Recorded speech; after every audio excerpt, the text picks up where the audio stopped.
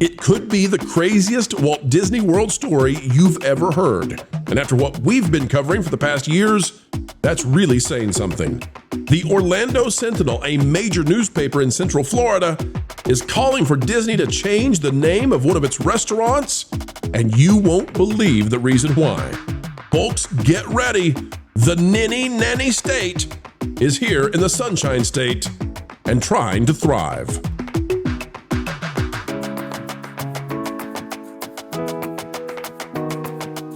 Hello, ladies and gentlemen. Welcome back. It is a joy as ever to have you here on the Pro Channel. Consider going over to the Patreon, where we have even more exclusive content. It's www.patreon.com/WDWPro. Folks, we'll help you be in the know when it comes to the absolute lunacy of journalists, the drive-bys in Central Florida. Click the like button. You won't believe this one. Here we go. All right, folks, take a look at this. It's our new story, and it is, it is bizarre. It really is.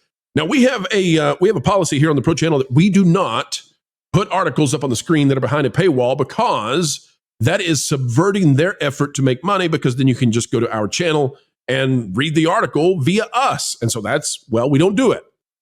Today is one of the harder days to stick to that policy, because I'm here to tell you, on the Orlando Sentinel, they have an article that is such nonsense, that is so out there, that we are struggling not to just show it to you.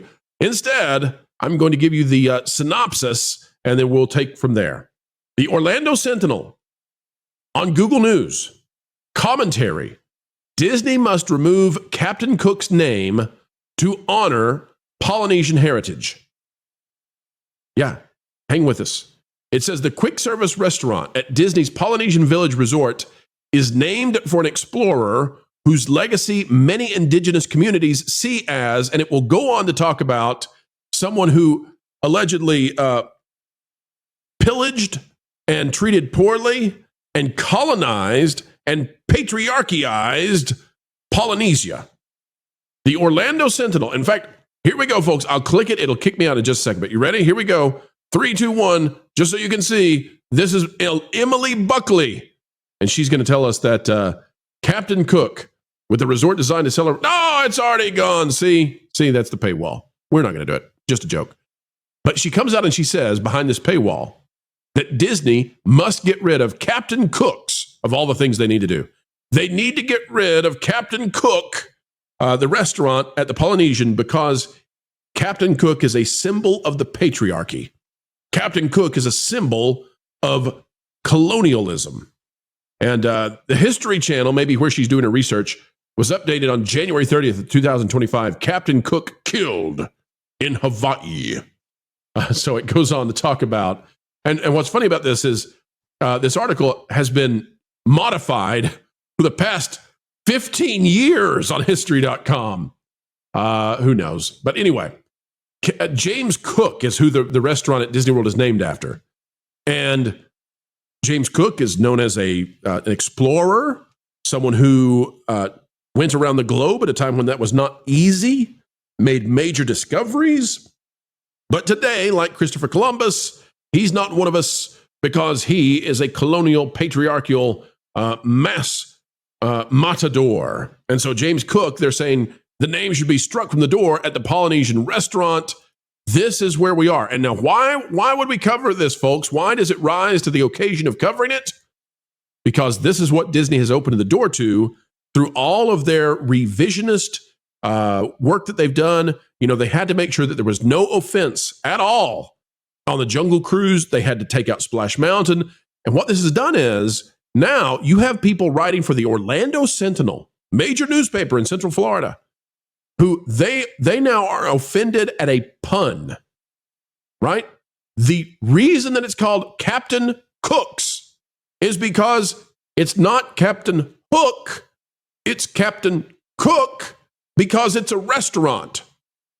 Everybody hanging with me? Everybody got that? It's a Disney reference to Captain Hook, but it's Captain Cook because you go to get food there.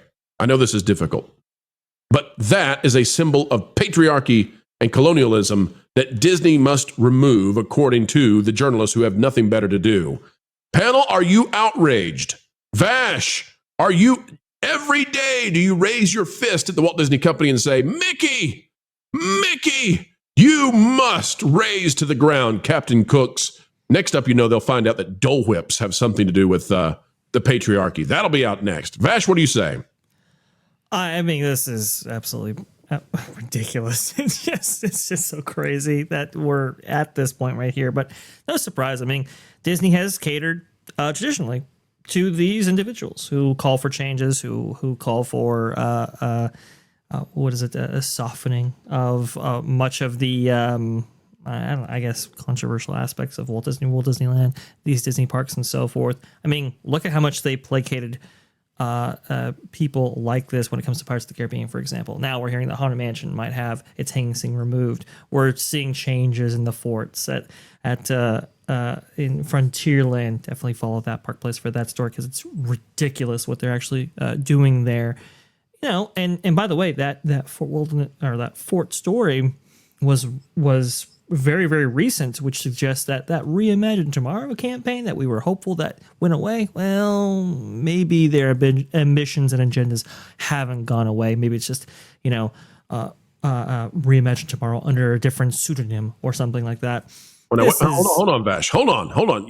You're being too dismissive because the author of the article on Orlando Sentinel says that updating the name of Captain Cook's restaurant would be a significant gesture towards Pacific Islanders because Hawaiians are offended, clearly, that there's a pun that changes Captain Hook to Cook.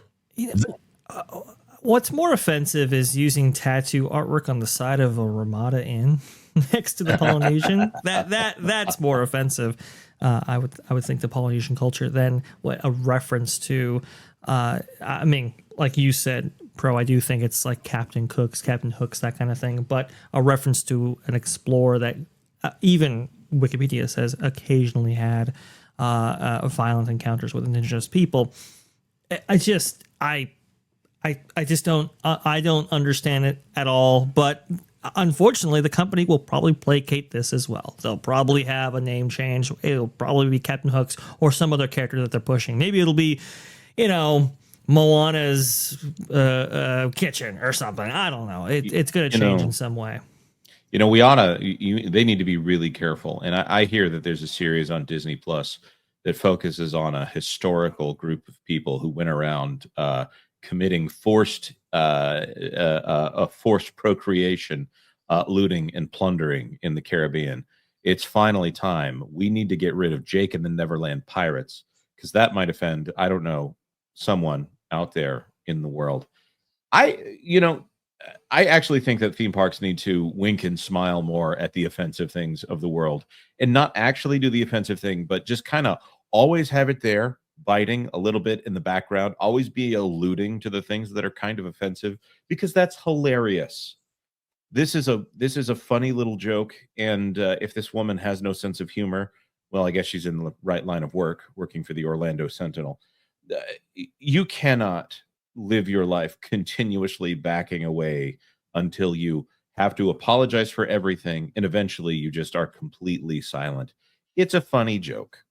They should serve long pork at Captain Cook's. I'll say that for those of you who understand that pirate reference. This is silly. This is the kind of thing that ends up saying nothing except we care. And here's the thing. They don't really care. The tattoos on the side of the Polynesian, that's not honoring heritage. That's very clearly pandering. And you're pandering to people to try to get them to buy overpriced pork sandwiches at the Polynesian. My goodness. It's ridiculous. And I love the artist. Formerly known as John here. I love how Vash just assumes Moana can cook because she's a woman. You know what? Maybe it's Maui's kitchen yet then. All right? We'll just... we'll go Moana and Maui's kitchen. There you go. We just came up with a new name. That's going to be it because they're always pushing Moana when it comes to the Polynesian for some strange reason. It's ridiculous. Erica, from your perspective, did you make the connection? And is this? Well, go ahead. I love how they just put words into Hawaiians' mouths. I mean, has anyone been hearing of Hawaiians in uproar over this? And it's been that name for decades, and now all of a sudden it's a problem. I mean, Seriously, it's stupid. Wait a And minute. this is another reason Hold on a those second. Hold on small. a second. Hold on, Erica. Mhm. You're telling me that Emily Buckley, who wrote the article, that doesn't strike you as a Polynesian name.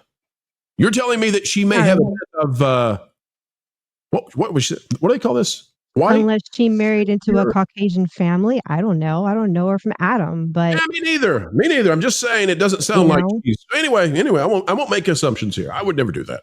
Go ahead, Erica. But this is just another, even though it's small, but it just adds to the list of Disney, being a complete turnoff to the normal person and family. This is one of the many reasons why people are turning away from the company, because you just keep pandering. You don't know when to shut up and keep to just being creative. Like, how hard is it for you to know your role and stay in your hole? Seriously. It's really, I get really annoyed and irritated with them when they just go out of their way out of sheer stupidity, no common sense at all. And they wonder why they're hurting financially. It's like, just stop this nonsense in your entertainment, in your parks. I don't care how big or small, it just keeps adding up. Even the little things are not just adding to the pot.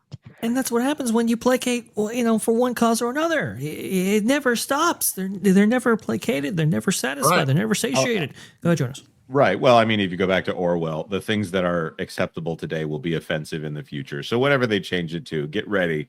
In another 15 years, they'll have to change that too. I'll give you, for instance, we research a lot for these shows, and also for just because of love of covering what's going on in the space. And there's something that I looked at it and I thought, this is kind of hilarious, but will be offensive at some point. There's a new partnership for Moana that's going on right now. Disney and Spam team up for limited edition Lilo and Stitch cans. This is perfect. They're tying Spam to Hawaii. Well, Spam is tied to military, and of course, the military in Hawaii, that could be of controversy to people who live in Hawaii, who probably didn't. I don't know. When Hawaii was founded, probably didn't have the American military in it, so it has those colonial colonizing aspects to it. You better not tell Emily. Don't tell Emily about this, Jonas. It's going to be offensive. I'll tell you what. In just a little bit of time, the fact that they would dare to talk about Spam, which, by the way, as I understand it, Hawaiians love Spam. But if you moved races around and changed around the foods, we'd be making a horrible racist statement about how Koreans love watermelon or something. I don't know. I've got an idea, Jonas. This is the kind of thing where you're just moving the ball around the court. You're shuffling around, trying to placate the mob until they move on to something else.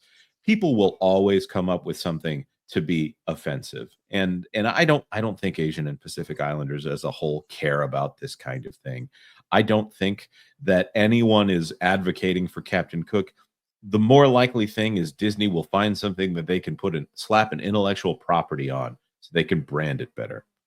Go ahead. And to your point, Jonas, if I can chime in here a little bit, it's another reason why you do not create designated employment spots for finding out what is offensive and what is not, because that is literally their job. If there's nothing going on that's offensive, they need to find something to complain about.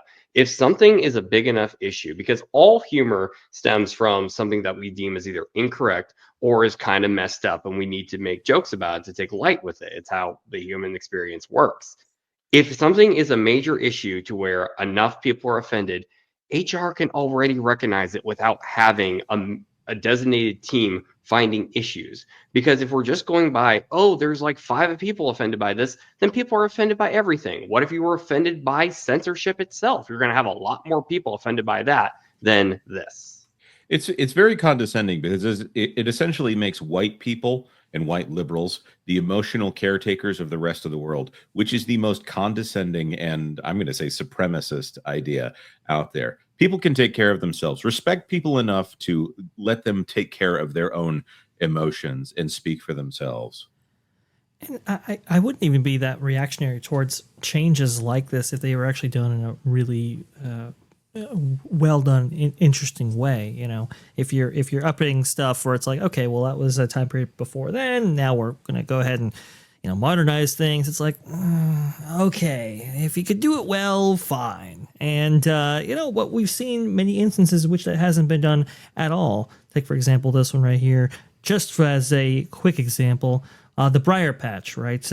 The store for Splash Mountain, the that was redone. Actually, going back to the Indian Village, actually for Disneyland, and it was redone for the Briar Patch for Splash Mountain and so forth, and it was redone again for Raise Berets for Tiana's By Adventure. And it's like, okay, well that's not great, but at least we kept the structure. We redid the name. The interior looks great. Fine. And you can see right there, it's kind of a grass a roof there. That's part of a distinct design that was done for the original Indian Village back in the day. Well, now it's this. This is what we have now. Because the sprinkler system or something like that used to water these plants, well, they were they were removed right there. That's just one example of many examples in which they changed something. They either got rid of something or did it in some poor fashion that made it worse for then on. I'm sorry. When was the Indian Village building made? Was it like 1955? Yeah, something? 55 or 56. Yeah. And it was fine for 70 years, and now they've managed to break it. That's fantastic. There you go. All right, well, I've got a way that I think we can fix all of this, guys. We're gonna have to convince them that Captain Cook was gender fluid. If we do that, they'll tie themselves in knots trying to save Captain Cook's at the Polynesian. Solve the watering issue at the Raise Berets building too. There you go. All right, ladies and gentlemen, that's the story for today. We'll keep covering it because Disney has put themselves in the position where they have to listen to these sorts of crazies and zanies because they bought into it not so long ago. Helping Hollywood produce a product that you want to consume, that's what we do each and every day, folks. And this time, it's time to, well, say goodbye. We know, but don't cry. No, for we will have more videos on the way. We love to bring those videos and that information. And by the way, if you'd like even more, consider going to the Patreon page. It's www.patreon.com/WDWPro. It's where we put out stuff exclusively there that we simply can't put out in other places for whatever reason, be it because it's too spicy or because, well, perhaps we're working to corroborate it. But you can find out things early and first over there. Folks, we surely have had a great time spending time with you. Consider clicking that like button, share, subscribe, click it, and stick it to those pesky algorithms. It is the notification bell, and drop a comment right on down below. Until the next time, keep learning, keep growing, and keep having fun. Hey, Floral, guess what? You put a fork in Pro's microwave again. No, that was yesterday. I don't know that what. Oh, I've decided to give up on torturing Jonas. What? Why? In the same way the cat sleeps like 20 hours a day, that was like your purpose. I know, but I've decided there's bigger fish to fry. Okay. Like Lorne. I mean, think about it. Everybody loves him. He's a fan favorite, and frankly, he has almost no weaknesses I can find. Except that he's really smart. So, you want to annoy the one panelist without a single flaw, because he's smart. Yeah, like that winged statue at that fancy Paris museum thingy. I want to break the one thing that everyone loves most. Right. So, kind of like the opposite of Rachel Zegler. Yeah, exactly. And I get to see her all the time at family reunions anyway. You get to see Rachel Zegler? Yeah. She's a total troll. Lives under a bridge, harasses billy goats, the whole 9 yards. It all makes sense now. Speaking of which, maybe she'll get me... Okay, I'm gonna call her on my... I'm gonna call her and see if she'll be in the next Indiana Jones. She should be the next Indiana Jones. That'll totally destroy Lord. He loves Indiana Jones. Oh, that's cruel.